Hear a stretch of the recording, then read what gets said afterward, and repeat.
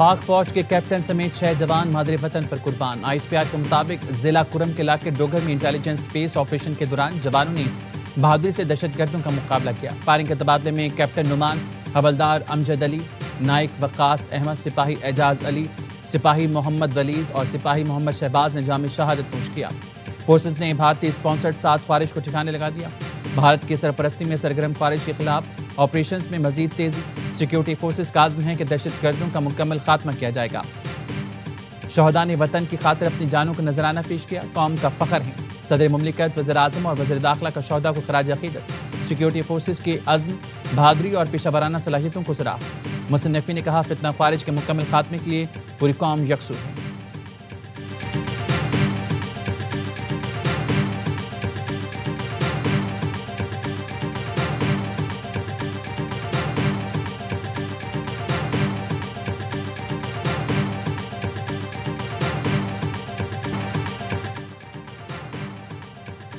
افغان طالبان رجیم کی ہٹ دھرمی، استنبول مذاکرات ناکام، پاکستان کے دہشت گردوں کے خلاف تمام وسائل بروئے کار لانے کا اعلان۔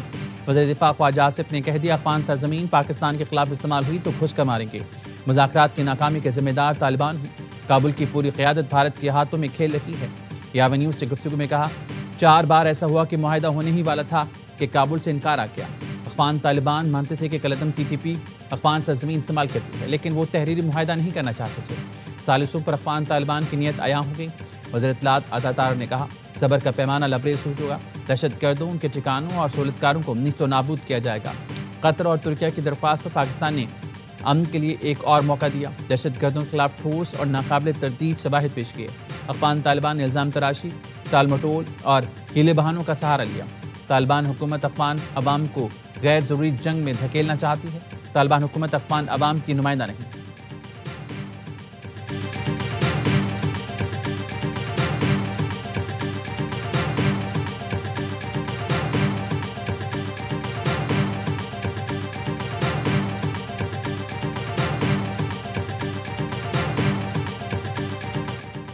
خواجہ آصف کی افغان طالبان کو پھر تورا بورا میں دھکیلنے کی دھمکی۔ ایکس پر لکھا، طالبان چاہیں تو شرمندہ چہرے کے ساتھ دم دبا کر بھاگیں گے۔ یہ خطے کے لوگوں کے لیے ایک نظارہ ہوگا۔ افغانستان سلطنتوں کا نہیں بلکہ اپنے لوگوں کا قبرستان رہا۔ یہ ایک ایسی جنگ ہے، ایک ایسی جگہ ہے جہاں سلطنتوں نے اپنے کھیل کھیلا۔ پاکستان انہیں مکمل فنا کرنے اور غاروں میں دھکیلنے کی صلاحیت رکھتا ہے۔ اپنی عسکری طاقت کا ایک جز بھی استعمال نہیں کرنا پڑے گا۔ برادر ملکوں کی درخواست پر پاکستان نے امن کو ایک موقع دینے کے لیے بات چیت کی، مگر بعض افغان عہدیداروں کے زہریلے بیانات طالبان کے دھوکے باز اور منتشر ذہنیت کی عکاسی کرتے ہیں۔ پاکستان کے اندر کسی بھی دہشت گرد حملے یا کسی خودکش دھماکے کا کڑوا ذائقہ چکھایا جائے گا۔ چاہیں تو ہمارے عزم اور صلاحیتوں کا امتحان لے لیں، اس کا انجام آپ کی ہلاکت ہوگا۔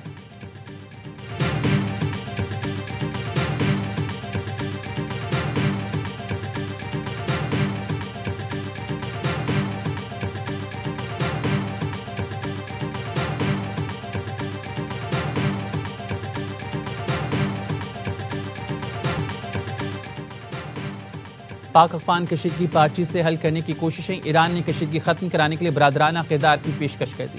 ایران کے صدر ڈاکٹر مسعود اور وزیر داخلہ محسن نقوی کی تہران میں ملاقات۔ محسن نقوی نے پاکستان اور افغانستان کے سرحدی صورتحال سے آگاہ کیا۔ محسن نقوی نے کہا، ایران پاکستان علاقائی امن و استحکام کے شراکت دار ہیں۔ ایرانی صدر نے کہا، وہ پاکستان کے ساتھ تعلقات کو خصوصی اہمیت دیتے ہیں۔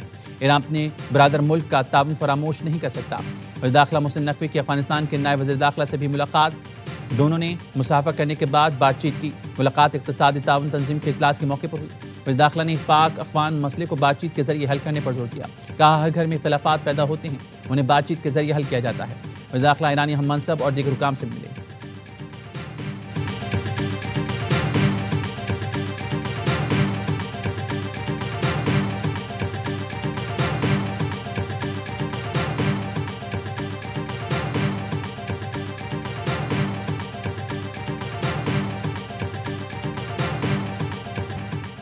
افواج پاکستان نے 4 دن میں دشمن کو سبق سکھایا۔ جنگ کے دوران ترکیہ کی قیادت ایک چٹان کی طرح پاکستان کے ساتھ کھڑی رہی۔ وزیر اعظم شہباز شریف کا ترکیہ کے قومی دن کے موقع پر اسلام آباد میں تقریب سے خطاب۔ شہباز شریف نے کہا، پاکستان اور ترکیہ یکجان دو قالب ہیں۔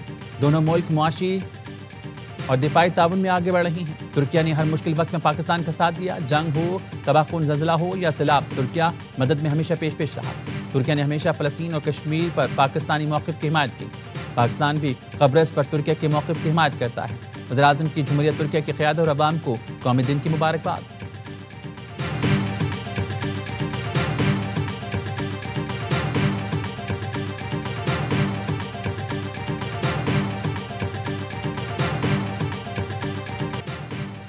اسرائیل کی جنگ بندی معاہدے کی خلاف ورزی، غزہ پر وحشیانہ حملے، کئی رہائشی عمارتوں کو ملبے کا ڈھیر بنا دیا۔ شمالی غزہ کے اسپتال کے قریب بھی حملہ کیا گیا۔ 12 گھنٹوں میں 35 بچوں سمیت 104 فلسطینی شہید کر دیے۔ نصیرات کیمپ میں فلسطینی صحافی اہلیہ سمیت اسرائیلی جارحیت کا نشانہ بنا۔ نتن یاہو نے اسرائیلی فوجی پر فائرنگ کا الزام لگا کر شدید حملوں کا حکم دیا تھا۔ حماس نے اسرائیلی فوج پر حملے کا الزام مسترد کر دیا۔ کہا اسرائیل مسلسل جنگ بندی کی خلاف ورزی کر رہا ہے۔ حماس معاہدے پر قائم ہے۔ یرغمالیوں کی باقیات واپسی کا عمل معطل کر رہی ہیں۔ حماس قیادت نے ثالثوں پر زور دیا، وہ حملے روکنے کے لیے اسرائیل پر دباؤ ڈالیں۔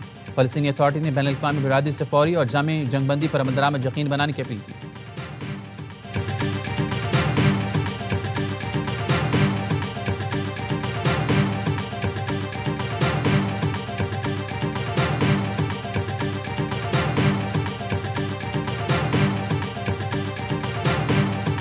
جنگ بندی کو کسی چیز سے خطرہ نہیں۔ امریکی صدر ڈونلڈ ٹرمپ کا کہنا ہے اسرائیل نے ایک فوجی پر حملے کا جواب دیا۔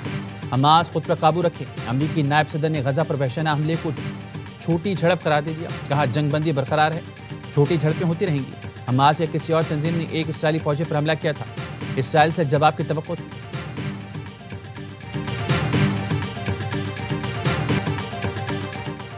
پاکستان کے غزہ میں اسرائیلی جارحیت کی شدید مذمت۔ ترجمان دفتر خارجہ کہتے ہیں اسرائیلی اقدامات بین الاقوامی قانون اور امن معاہدے کی خلاف ورزی ہیں۔ اسرائیلی اقدامات دیرپا امن و استحکام کی کوششوں کو نقصان پہنچا رہی ہیں۔ قطری وزیر اعظم نے اسرائیلی حملوں کو پریشان کن قرار دیا۔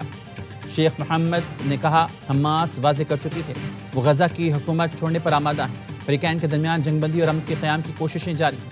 برطانوی وزیر اعظم کا اسرائیلی حملوں پر اظہار تشویش۔ کیئر سٹارمر نے کہا جنگ بندی معاہدے کی پابندی ہی امن کا واحد راستہ ہے۔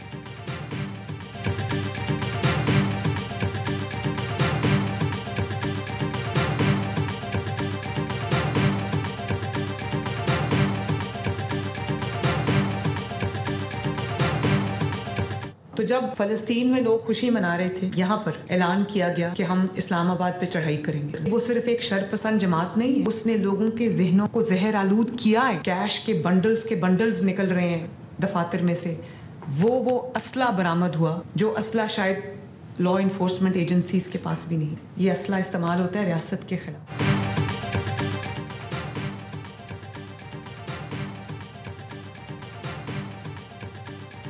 غزہ کے نام پر پرتشدد احتجاج کر کے عوام کو تکلیف پہنچائے گی۔ قلعدم TLP کے پاس وہ اسلحہ ملا جو ہمارے اداروں کے پاس بھی نہیں۔ یہ اسلحہ ریاست کے خلاف استعمال کیا گیا۔ پولیس اور رینجرز کے جوانوں کو گولیاں ماری گئیں۔ قلعدم جماعت کے دفتروں سے کروڑوں روپے برآمد ہوئے۔ وزیر اعلیٰ پنجاب کا اتحاد بین المسلمین کمیٹی سے خطاب۔ کہا ڈیالہ میں بیٹھے شخص نے بھی مذہب کارڈ کھیلا، 600 افراد کی ہلاکت کا ٹویٹ کیا۔ اس کی پارٹی کمزور ہو گئی تو اس نے جیل میں بیٹھ کر مذہب کا نام استعمال کرنا شروع کر دیا۔ دین کے نام پر اپنا ایجنڈا مسلط کرنے کی کوشش ہو رہی ہے۔ دین کی آڑ میں مذموم مقاصد ناقابل قبول ہیں۔ جب کوئی سیاسی اور مذہبی جماعت ہتھیار اٹھا لے تو وہ پرتشدد جماعت بن جاتی ہے۔ PTI نے 9 مئی کو عسکری اداروں پر حملہ کیا۔ PTI نے جب ہتھیار اٹھائے وہ سیاسی جماعتوں کی فہرست سے باہر نکل گئی۔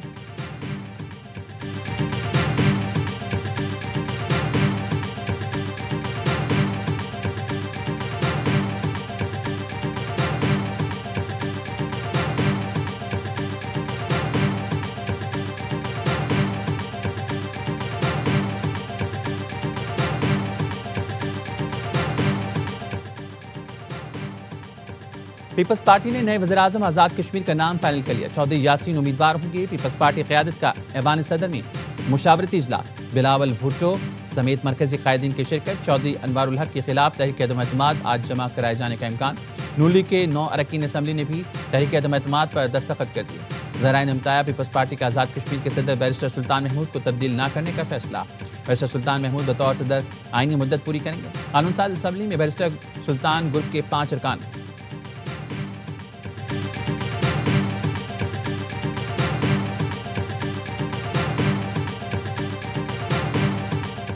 میں چاہ رہا تھا کہ میں اپنے لیڈر اپنے قائد جناب عمران خان صاحب سے ملوں. جب مجھے اجازت نہیں ملی تو میں ہائی کورٹ گیا. وہاں پر 3 ججز بیٹھے, انہوں نے یہ آرڈر دیا کہ مجھے ملایا جائے. ہائی کورٹ اسلام آباد سے لے کر اڈیالہ جیل تک گیا اور وہاں پر روک دیا. 3 ججز کے آرڈر ردی کی ٹوکری میں پھینک دے.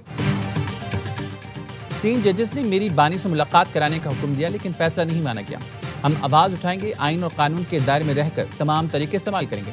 وزیر اعلیٰ خیبر پختونخوا سہیل آفریدی کہتے ہیں بانی پی ٹی آئی سے مل کر رہنمائی لینا چاہتا تھا. صوبے میں امن و امان کے لیے اقدامات کر رہی ہیں. بارشہ عقیل کا کہنا ہے وزیر اعلیٰ کے پی اپنے حلف کی خلاف ورزی کر رہی ہیں. سہیل آفریدی نے ہٹ دھرمی کی مثال قائم کی.